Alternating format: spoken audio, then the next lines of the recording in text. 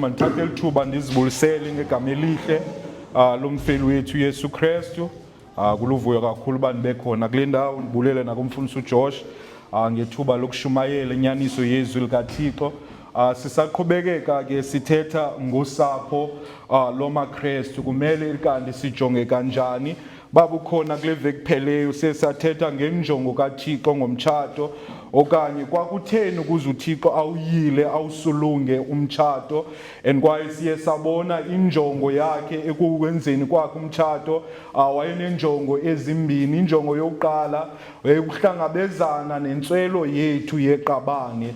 Wabona ukuba akulunganga ukuba indoda ibe yodwa, wayenzela umncedi ongowabo. And kwaye kwesibini wawenza umtshato ukuze bengumfanekiso khona emhlabeni wobudlelwane bukaThixo kunye nebandla, ubudlelwane bukaKristu kunye nebandla lakhe. So kasisemtshatweni, imitshato yethu funeke siyazi inenjongo ephakamileyo ngaphezu kokuba sithandane nje okanye sibe nolonwabo. Kunomyalezo esiwushumayezayo ngendlela esiphila ngayo kwaye nangendlela esenza ngayo emtshatweni. And kwaye namhlanje ndizawuthetha kwincwadi yabase-Efese, incwadi yabase-Efese chapter 5, incwadi yabase-Efese chapter 5 verse 22 uyapha ku-verse 4. Zawuthetha phantsi kwesihloko esithi bafazi balulameleni abayeni benu. Bafazi balulameleni abayeni benu.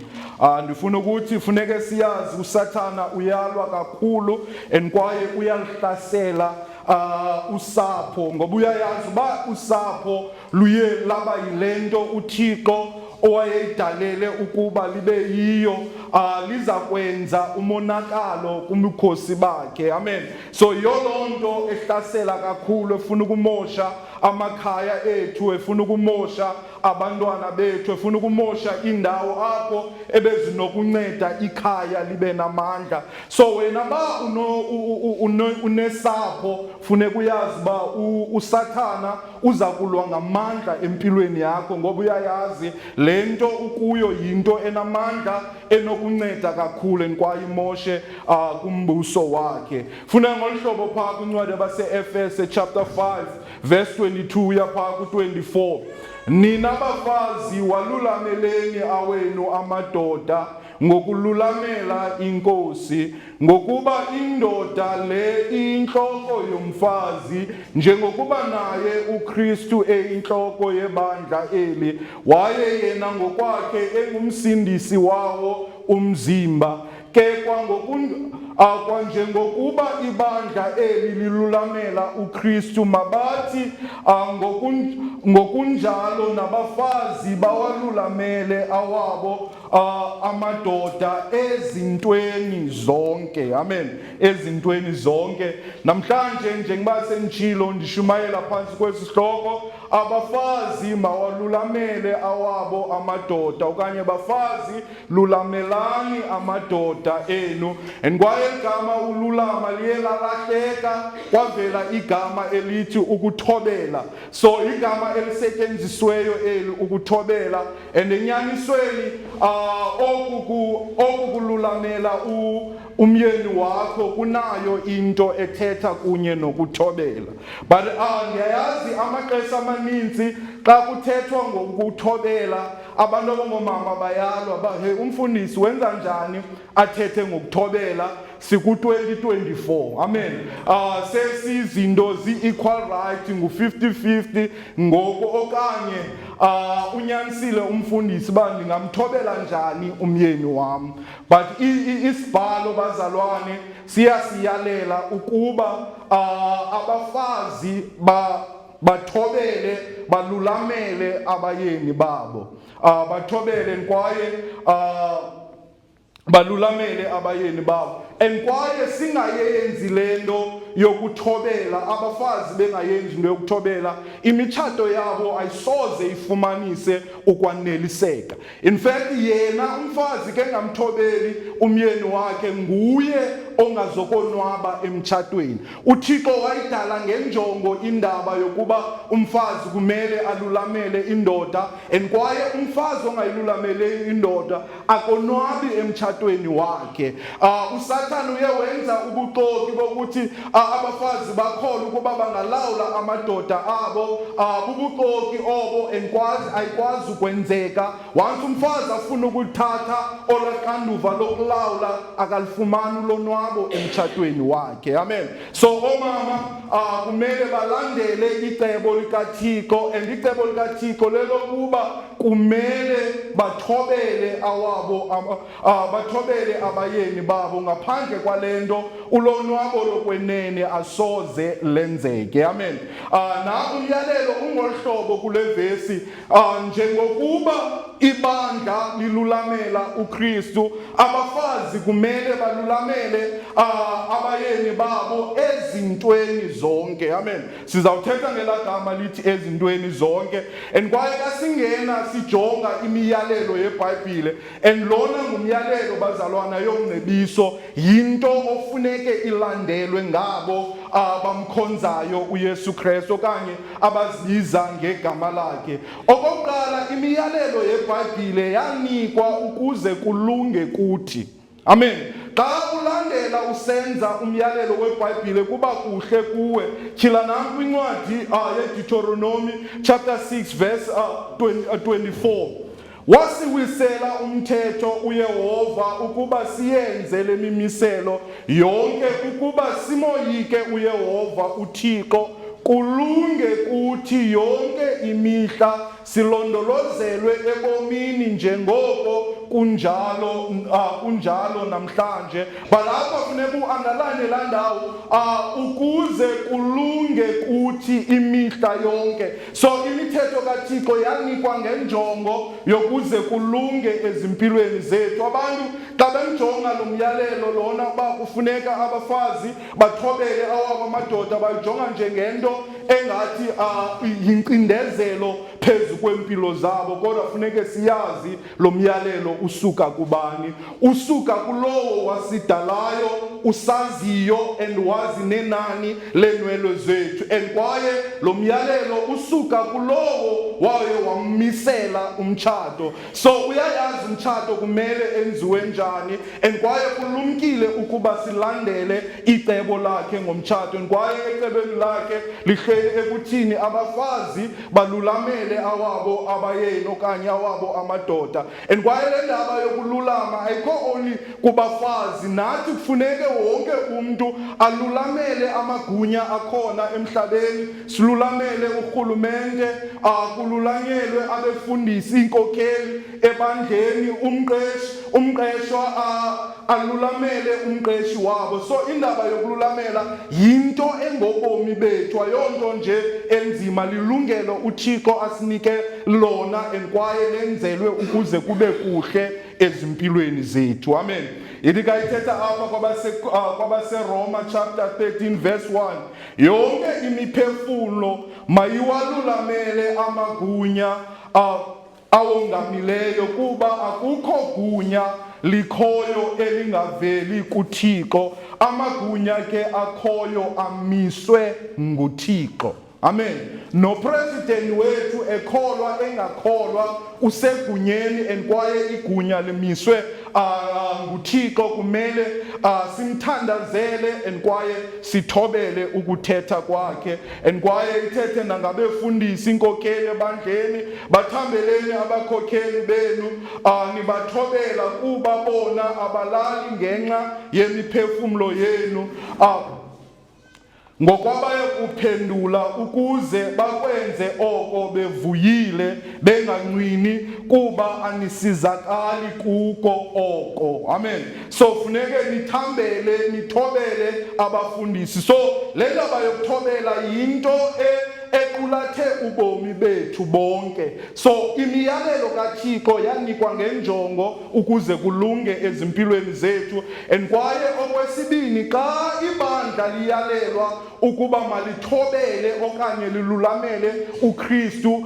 aliqinezelwa bazalwane, kwenzelwa uzuko lwalo, kwenzela ubuqaqawuli babo. Funda nam apha ithi ibandla xa lithe lamthobela uThixo, nansi into eyenzekayo phaya ku-chapter 5 verse 27, ukuze alimise phambi kwakhe linobuqaqawuli, lilibandla elingenabala, elingenamibibi nayo into enjalo, ukuze libe ngcwele, lingabi naso isiphako. Yenzeka nini le nto? Xa ibandla limthobela uKristu. So xa sithobela uKristu asicinezelwa, and kwaye nawe xa uthobela umyeni wakho ayilocinezelo phezu kobomi bakho. Amen. Ithani amen. Amadoda bekusapoza ayavakala athi amen. Kule veki zayo bengomama. Amen bazalwane. So siyabona okwesithathu indaba yokuthobela, umfazi funeka angayijongi njengento enqwabalala ebomini bakhe, yindlela lena yovuyo. Ba ufuna uvuyo oluhlalayo, uvuyo lokwenene, funeka uthobele umyeni wakho. Ba uzafayitha igunya lomyeni wakho okanye ukukhokhela komyeni wakho awuzokonwaba emtshatweni wakho, ungayibhala phansi le nto. Ba uzawusoka ukweshina umyeni wakho indlela enza ngayo izinto okanye umgxeka indlela enza ngayo, wena njengomfazi kunye okwakho ukuthi umthobele umyeni wakho. Ba uyambona uyabhatyaza, uthethe noThixo ngaye ba akenzi kakuhle umyeni wami kule ndawo nale ndawo, kodwa funeke umthobele. And ba ufuna ukonwaba emtshatweni wakho, funeka uyazi kuzafuneka uthobele umyeni wakho. And kwaye le ndaba yokuthobela ayiqali apha, iqala ku verse 8, ithi funeke sizaliswe ngumoya oyingcwele, singanxiliswa yiyo iwayini. Amen. Sisiphumo esi sokuhamba emoyeni kaThixo, and kwaye yonke into esiyenzayo xa sikuye umoya izisa uvuyo ezimpilweni zethu. And kwaye nomtshato uzaba njalo. And kwaye umtshato wethu, imitshato yamaKristu kufuneka ibe lingqina elilodwa elibonisayo abantu behlabathi abafuna ukulwa, abantu abafuna ukuqhankqalaza, babone umuntu ongumama ethobela indoda yakhe, babone indoda ithanda inkosikazi yakhe, ingazinci, and kwaye izincama ngenxa yenkosikazi yakhe, kwenzele baza kukhwankqiswa uba kunje kanti abantu xa behamba kunye noThixo. Amen. So kumele bazalwane imitshato yamaKristu ibe yimitshato enjalo. Ihlabathi balwela amalungelo abo, kodwa thina abantu bakholwayo siwabeka phansi amalungelo ethu ngenxa yabantu abakhona ezimpilweni zethu. Ngamagama avakalayo, sibeka abanye phambi kwethu, sibeka abanye phambi kwethu. Yeke yonke le nto uyibonayo yenzekayo namhlanje kufuneke thina xa sikholwa silandele ilizwi likaThixo. And kwaye kwincwadi endala nakwincwadi entsha uThixo qho unikezela umfanekiso. uThixo kwincwadi endala wanika ubudlelwane bakhe noSirayeli, unika as umfanekiso wosapho.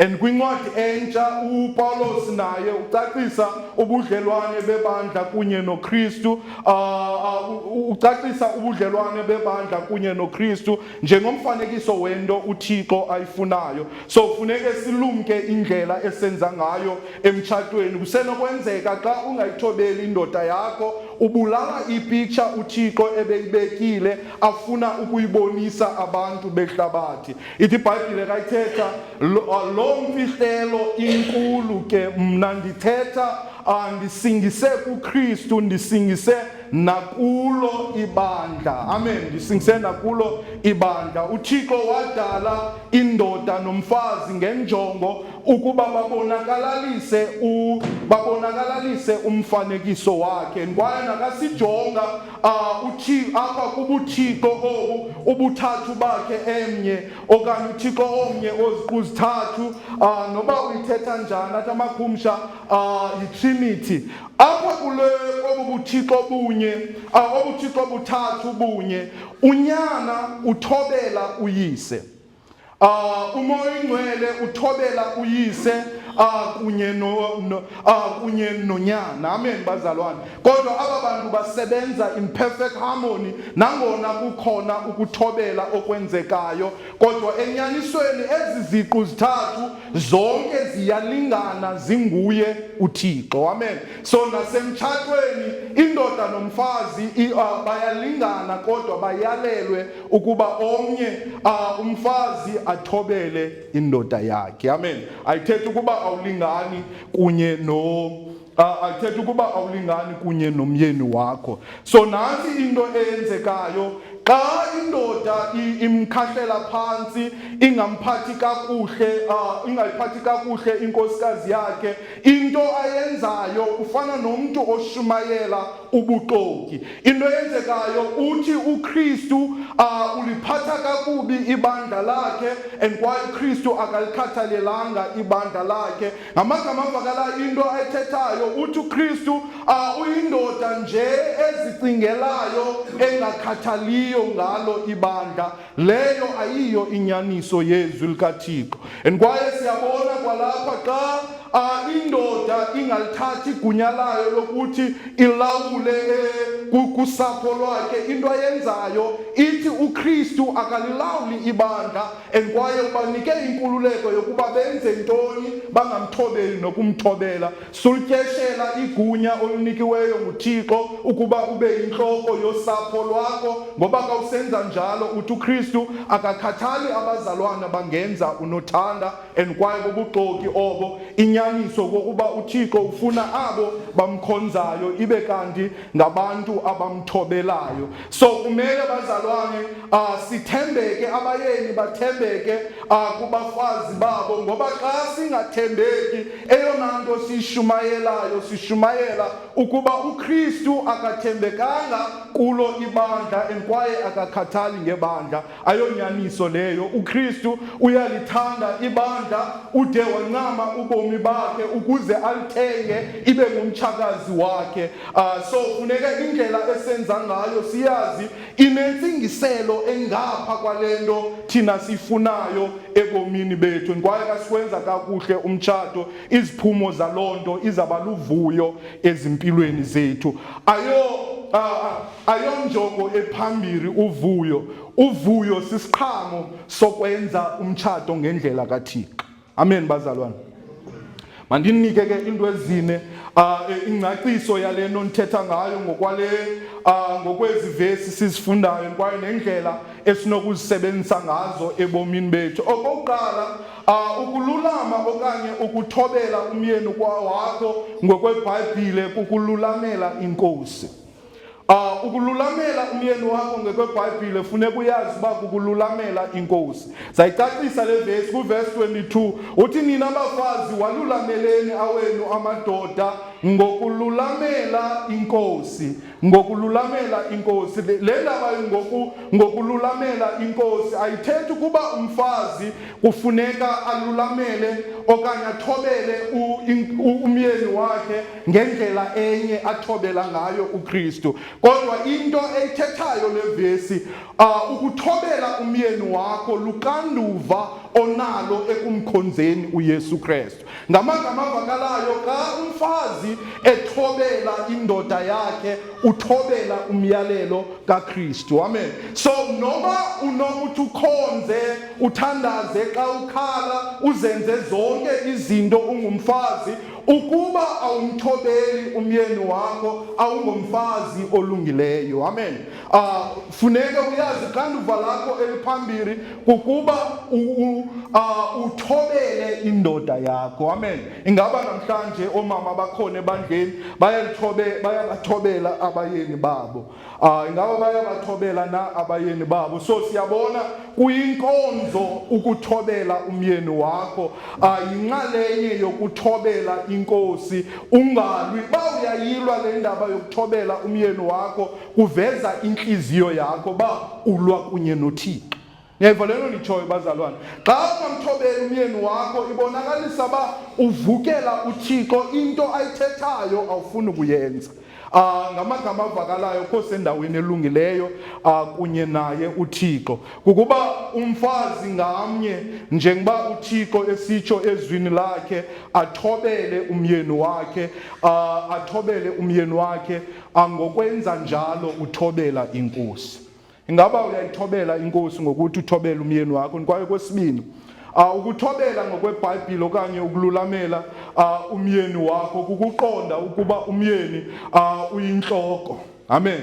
Uyinhloko. Ibalekile bazalwane lento. So ndizawuthetha ngamadoda nabafazi kule ndawo.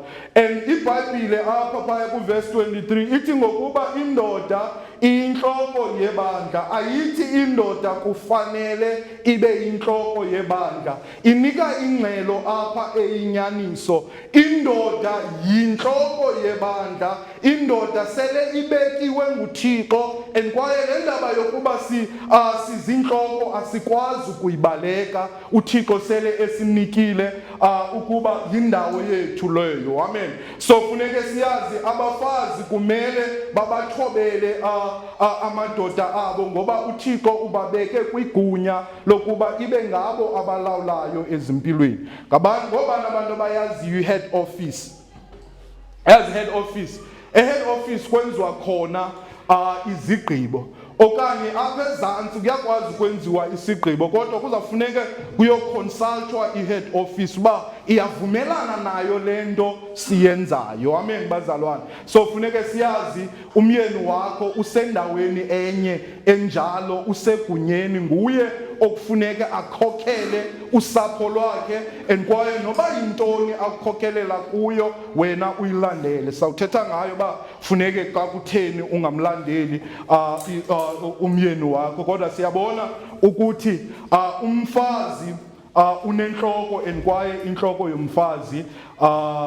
yomfazi yiyo indoda, and kwaye nendoda inayo inhloko yendoda nguKristu. Amen bazalwane. So funeka siyazi nathi sinaye umuntu okumele simlulamele, and kwaye lo muntu simlulamelayo nguKristu, and kwaye indoda elulamela uKristu izawuthanda inkosikazi yakhe ngendlela uKristu afuna ngayo. Amen. And kwaye nomfazi olulamela inkosi ngokwenyaniso kuzaba lula ukuthi alulamele indoda yakhe. Amen bazalwane. So kwesibini sibona londo, and kwaye apha itsho noKristu, and kwaye lento isinika ukuba kwimitshato yethu kukho amaqanduva esini. Amen bazalwane. And kwaye apha kucacile iqanduva lendoda kukukhokhela, iqanduva lomfazi kukulandela. Amen.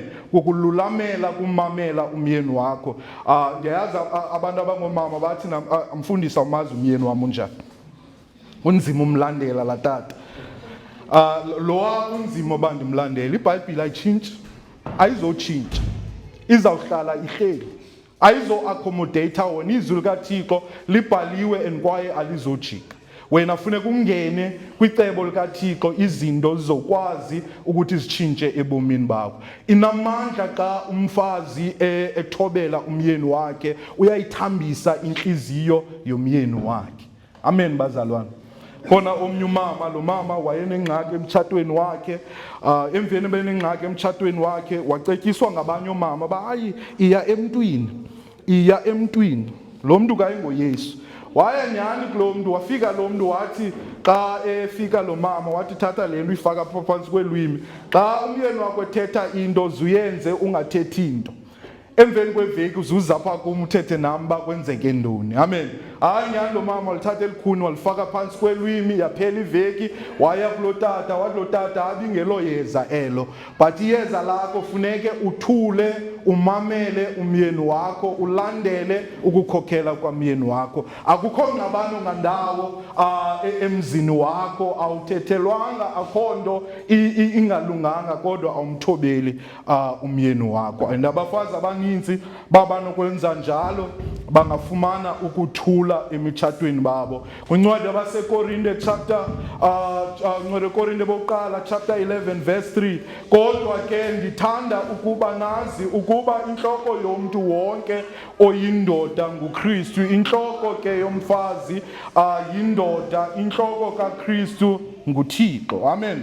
Inhloko kaKristu nguye uThixo. So funeke siyazi kunamaqanduva anjalo emitshatweni, and kwaye ithi kayithetha kahle ngokuba indoda le yinhloko yomfazi, njengokuba naye uKristu eyinhloko yebandla eli, waye yena ngokwakhe engumsindisi wawo umzimba. Amen. Engumsindisi wawo umzimba. The idea apha yokuba uKristu ngumsindisi wabo umzimba, yena ungumsindisi ngenxa yokuba nguye owahlawulela ityala ukuze kuzuzwe ibandla. Kodwa indoda yona ingumsindisi wenkosikazi yayo njani? Ngokuthi imkhusele, imenzele izinto, imvelisele, ibeke izinto ezamnceda ukuthi angakwazi ukuthi awele esonweni okanye usathana angenelele ebomini bakhe. Amen bazalwane.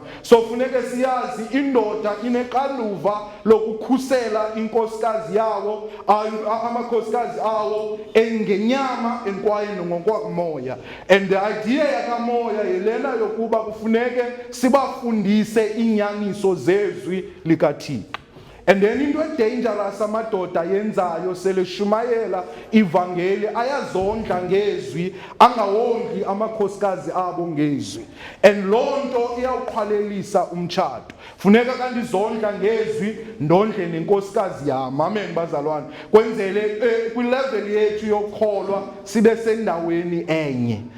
Kwenzele ayazi indawo yakhe nam ndiyazi indawo yami. Amadoda amaninzi aye azondla odwa when it comes to umoya, ayabondla abakhosikazi abo ngento zenyama, kodwa kumoya awawondli. And then ngoku bamavele xa abafazi babo bengakwazi ukuthobela ngokuba abanawo amandla okwenza njalo. So ukhulisa umfazi wakho, umkhusele nangezinto zikamoya.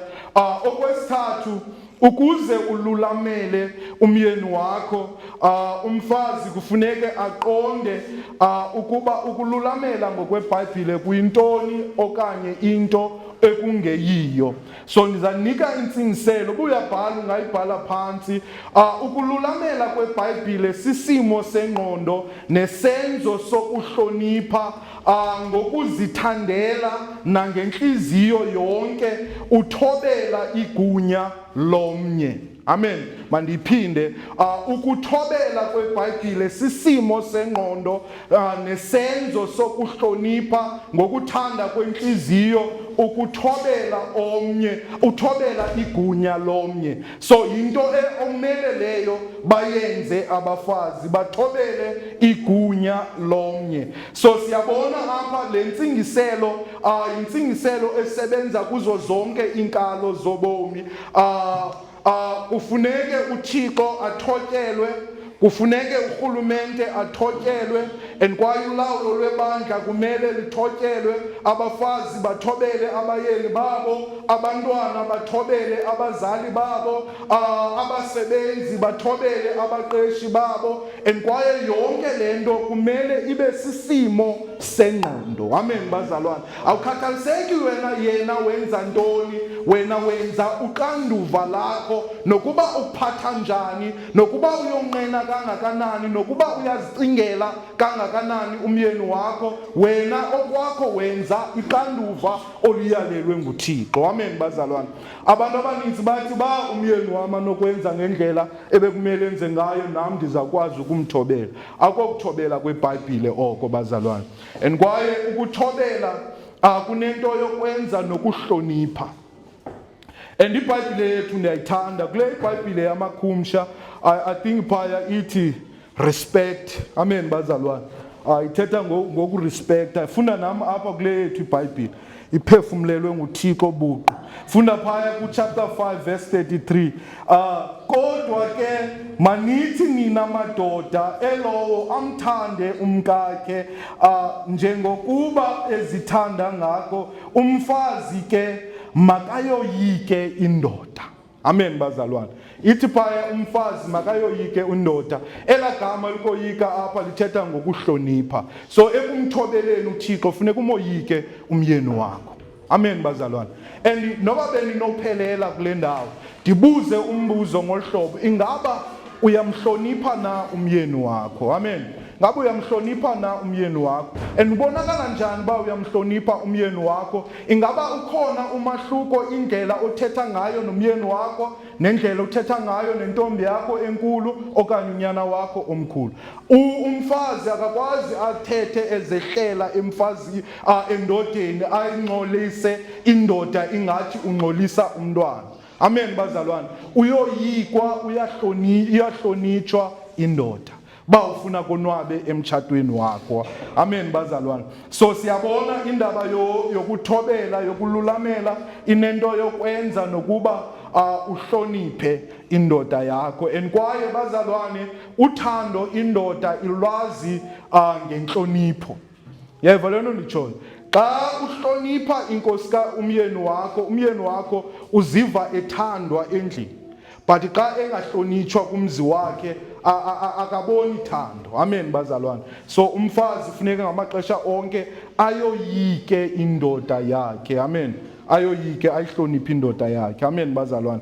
It's not an idea that izam-atheka kodwa ligunya eli yinto ayinikwe nguThixo, ubekwe kwindawo yokoyikwa and kwaye nakwindawo yokuthotyelwa. And kwaye indaba yokuthobela yokululamela ibandakanya umnqweno wokukholisa omnye ngaphezu kwakho. Amen. Ufuna ukukholisa omnye ngaphezu kwakho. But nansi into eyenzekayo emtshatweni ngenxa yokuba ii-feelings zakho ziye za-hurt, ufuna nawe uhurta omnye umntu. But ngela xesha wena funeke wenze into ufune ukumthobela omnye umntu. Amen. Noba wenze njani ebomini bakho, and kwaye uThixo uyabalwela abafazi abanjalo. But abafazi abazilwelayo uThixo uyabayeka. Bathethe phaya okokoko babe nemiqhadi babe nenhloko babe ne-high whatever into yenzekayo uThixo abayekele. Kanti uba yonke into uzawuyekela kuThixo funeka uyazi uba kuzawuba kuhle ebomini bakho. So indaba yokuthobela kukufuna ukuba ukholise umyeni wakho. Umkholisa njani umyeni wakho? Kuba ngamaxesha onke ufuna ukumonwabisa, kuba uthanda ukutya okuthile and kwaye ukuthanda ukutya ngendlela ethile umenzela kona. Amen. Ba indlu uyithanda icocekile, funeka yonke into ihlale ngendawo yayo, iclean nje indlu, and kwaye wena ufuna ukonwabisa umyeni wakho uza kwenza njalo. Amen bazalwane. Wenza nje izinto ezifuna ukumonwabisa umyeni wakho. Uyazama ngamaxesha onke ufuna umyeni wakho onwabe. And kwaye xa onwabile umyeni wakho kuzaba mnandi. Amen bazalwane. Amadoda amaninzi asengxakini ngoba abafazi basebelungisele ukulwa. Khangayenze laa nto bengithe makayenze. Nam andizoyenza le nto ayifunayo. Amen bazalwane. Kunzima kakunjalo. And ngumhlaba namhlanje utsho le nto ayenzayo nam mandiyenze, kodwa siyakholwa kumelanga sikanti senza ngolo hlobo. Wena ekululameleni kwakho umyeni wakho funeke ube nenjongo yokuthi ufuna ukumonwabisa. And kwaye xa ululamela umyeni wakho susebenzisa amaqhinga ukuba uphume kule nto ayifunayo. Abanye basebenzisa amaqhinga nokukhalaza okanye azibonakalalise ba akayonwabelanga lento. Funeka ungabi njalo xa ungumfazi. Uyonwabele into ethethwa ngumyeni wakho and kwaye uyenze. And ba uye waziqhelisa lento yinto ezabalula ebomini bakho ukuthi uyenze. Kwaye uThixo usiyalele kwaye funeke yenziwe. ungasebenzisa amaqhinga ufuna indlela yakho. Yewe kuthethwe mama kwenziwe ngohlobo kodwa wena uzawuzama enye indlela, ukhalaze okanye uzibonakalalise ba uqumbile awuyithandi into ethile. Oko ayiko ukuthobela okupheleleyo. And kwaye ukuthobela bazalwane kukusabela kwindoda yakho njengomkhokheli wakho and kwaye njengesithandwa sakho. Umyeni wakho xa ekukhokhela ukhokhelela ezindaweni ezizawulungela wena. Yonke into yenzayo yenza kuba ufuna kulunge kube kuhle ebomini bakho. So funeke xa usabela ngolo hlobo. Injongo yakhe ayiko kucinezela phansi kodwa injongo yakhe kukuthi akuphakamise, akumise phambi kukaThixo, ungenamibibi, ungenalo ibala, ungenako ukumangalelwa. Amen. Yinjongo yomyeni leyo ngomfazi wakhe. And kwaye le ndaba yokululamela umyeni wakho ayithethi ukuba abafazi bazizidalwa ezingaphansi kumadoda. No, siyalingana phambi kwakhe uThixo wamazulu. So funeke into enjalo singayivumeli. But nansi enye into endifuna uyithetha, the idea yokuba uyawululamela umyeni wakho funeke ungathuli kuphele xa igunya lakhe engalenzi. But xa engayenzi into bekumele ukuba ayenze, ufuneke uthethe naye ngendlela ehloniphekileyo, umbonisa indawo yakhe. And indlela onoyenza ngayo lento, uqale umncome ngezi zinto zilungileyo azenzayo. And kwaye uthi ndingathanda myeni wami ibe nguwe osikhokhelayo kule ndawo ebomini bethu. So le ndaba yokuba uyamlandela umyeni wakho kwaye uyamlulamela ithetha ukuba uzawuthula kuphele. Xa efuna ubeka amaqanduva akhe phezu kwakho, kufuneke wena ungavumi kodwa ngokuhloniphekileyo uthi andizokwazi ukuyenza into enjalo ngokuba yindawo yakho. Amen bazalwane. And kwaye ayithethi lento xa uzawuthobela umyeni wakho kuthetha ukuthi ungcwabe izipho uMoya Oyingcwele akunike zona. Amen. Funeka usebenzise izipho uMoya Oyingcwele akunike zona. Kunabafazi esibaziyo kwimbali abasetyenziswe nguThixo ngendlela emangazayo. Amen. Babe bathobela abayeni babo kodwa basebenzisa isipho sikamoya ukuncedisana nalo ibandla, Kukhona abafana noPriscilla eBhayibhileni nabanye oPhoebe njalo. And kwaye kwimbali yakutsha nje sifumana inkosikazi kaEliot eyayimphilela uThixo, azange ayingcwabe isipho sakhe kodwa uThixo wamphilela ngendlela okwakufanele amphilele ngayo. Kokugqibela bazalwane, ukuthobela indoda yakho ngokweBhayibhile kufuneke umthobele ezintweni zonke. Amen. Ezintweni zonke. In fact mandiyibeke ngohlobo, don't create loopholes zokuba uphume endaweni yokuthi uthobele indoda yakho. Amen bazalwane. Abantu ababhinqileyo bazawufuna i-holes, and then i-hole lena sokondithetha ngayo, ukuba enokundithanda ngale ndlela ndimele ukuthandwa ngayo, ndizamthobela. So ngoku ucreate ntoni isikroba sokuba ungayenzi into ebekumele ikanti uyayenza ebomini bakho. So funeke siyazi abafazi bayalelwe nokuba umyeni wakho insensitive and kwaye uselfish, wena uyalelwe ukuba umthobele. Itsho iBhayibhile, don't look for loopholes uba uphume phantsi kwayo lento, ngoba uzawucreate into ozawuxakana nayo phambili ebomini bakho. And kwaye le ndaba yokumthobela, yokumlulamela kwizinto zonke ithetha kufuneke umlulamele ngengcinga, umlulamele ngamazwi, and kwaye umlulamele ngezenzo. Ukuba engqondweni yakho uyamgxeka umyeni wakho, izenzo zakho zizawubonakalisa loo nto. Kufuneka ingqondo yakho xa ifuna uthi umyeni wami uyonqena, ayikho nje into elungileyo ayenzayo, and bubuxoki obo, umyeni wakho zinintsi into azenzayo ezilungileyo. Amen. But uSathane ufuna uyikholwe le nto ingeyiyo inyaniso, ba uyonqena umyeni wami, sokwethe ba anokuthi njalo njalo ndingakwazi ukuthi ndimthobele, and loo nto uqala engqondweni. So ingqondo yakho funeka uyilungise.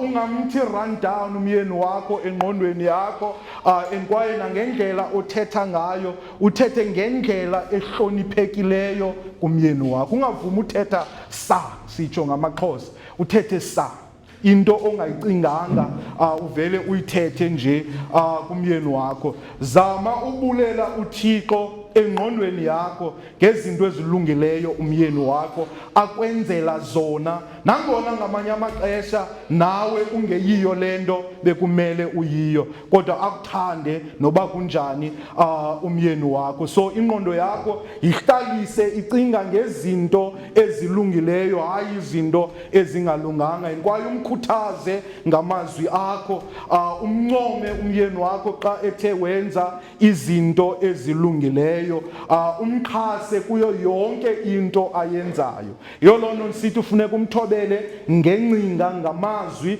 kwaye nangezenzo. Amen. Ingaba ingqondo yakho ithini ngomyeni wakho? Ezo ngcinga bazingcinga ezingalunganga kufuneke uzisuse, kwaye ukumthobela umyeni wakho ezintweni zonke ayithethi ukuba umthobele naxa esithi enza isono. Amen. So umyeni wakho once afune uxoke, once umyeni wakho afune utshite, funeka ungavumi, ngoba le nto uyenzayo ngoku ayimkholisi uThixo. Amen. So umthobela njengoba uthobela inkosi. Yonke into ayenzayo okanye afuna uyenze ezawubangela ukuba uThixo ungamkholisi, awuyenzi into enjalo. Ba umyeni wakho ufuna uxoke ngaye, suxoka. Amen bazalwane. Suyivumela, ishute down into enjalo, kwaye ba umyeni wakho uthi suya enkonzweni, suvuma, ngoba uThixo siyalela uba masingakuyilizeli ukuhlanganisana kwethu njengesiko labanye, masivuselelane kube kukhona sibona imini isondela. So izinto ezinjalo zizo ezakwenza ba ungamthobeli umyeni wakho, but naxa ungazomthobela funeka umxelele ngenhlonipho ba xa ndingayenzi loo nto, xa ndiyenza le nto uthi mandiyenze, andenzi kakuhle kuThixo. Amen. Andenzi kakuhle kuThixo. Funeke ungambeki nawe myeni umfazi wakho kwindawo apho kufuneke axoke okanye angamkholisi uThixo, engamthobeli uThixo. So ukumlulamela ezintweni zonke akuthethi uba umlandele nasesonweni, kwaye ukumlulamela ezintweni zonke akuthethi ukuthi uzathi ewe yonke into ayithethayo. Amen. Xa umlulamela ezintweni zikhona izinto ozawuthi lena ayiyo indawo yam, myeni wam yindawo yakho. Amen. Amadoda amaninzi ayathanda izinto zawo, ixanduva labo abalinike abafazi. Like umzekelo ka sihambisa izimemo kule mzi, once uthi usuke ecaweni, umntu ongutata uthi makabani ngawoya abantu becawa, ndindoda, kutheni ningathethi nalo tata njengoba eyindoda, but uxanduva lakhe funeke wena uthi myeni wam mani khawuthethe naye loo tata. Amen bazalwane. So indawo katata funeka ibe indawo yakhe, ba ukunika amaxanduva akhe ungavumi.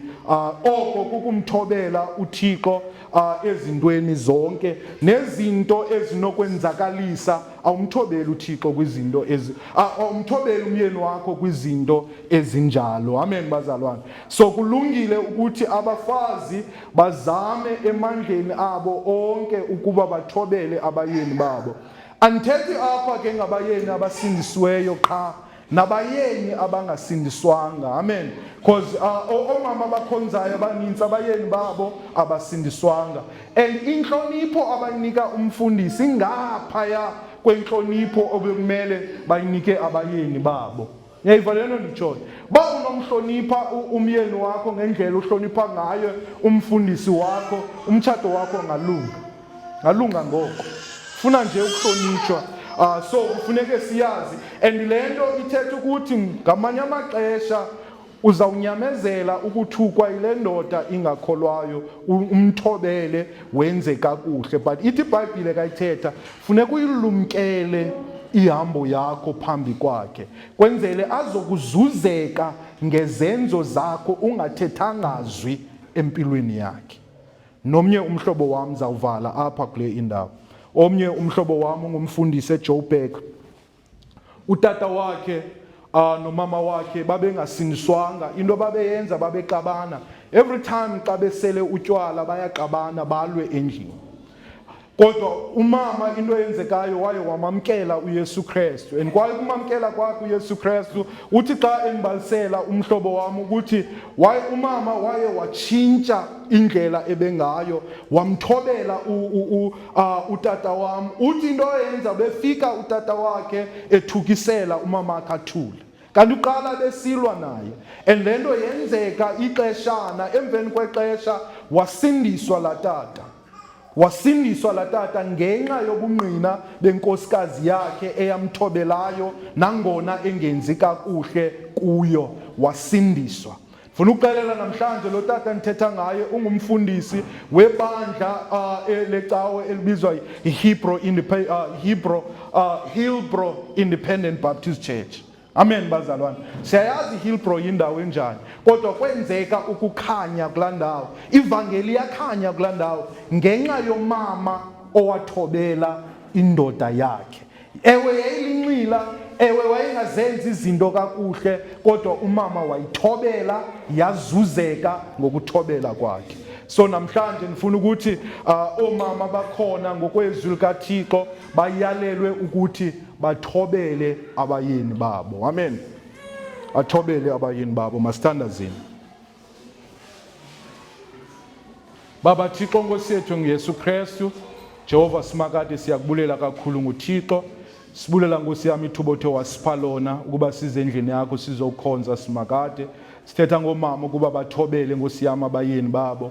Siyazi ukuthi ngumlolo osezinhliziyweni zabo, kodwa kababonakala Nkosi yami wena ubazalisa ngomoya wakho ingcwele, ubanceda Thixo wami ukuze bakwazi ukuyifezekisa lento ngempilo zabo, kwaye babe ngomama abalulamileyo, babe ngomama abathobelayo Nkosi makade, kwaye bangomama Thixo wami ababonakalisa intando yakho elusapheni, abalandela imiyalelo yezwi lakho. Ndiyakuthandaza kule ndawo ngegama likaYesu Kristu. Amen.